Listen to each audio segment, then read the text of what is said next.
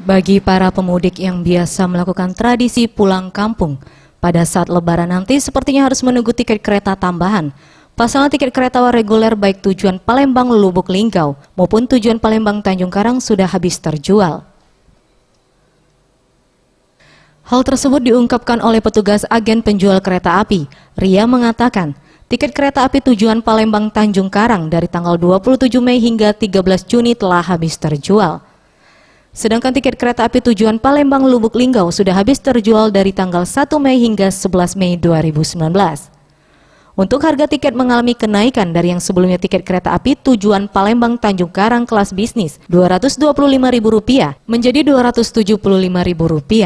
Ditambahkannya, habisnya tiket kereta api H-7 serta H+7 Lebaran sudah terjadi di akhir bulan Maret yang lalu. Namun untuk tiket kereta keberangkatan malam hari masih tersedia. Sedangkan untuk tiket kereta tambahan dirinya belum mendapatkan pemberitahuan dari PT KAI dan hingga sekarang belum tersedia. Tujuan ekonomi itu sudah habis dari tanggal, kalau ke Lampung dari tanggal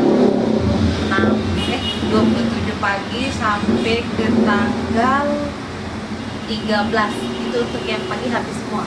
Untuk ke Linggau, untuk yang paginya itu dari tanggal berapa ya?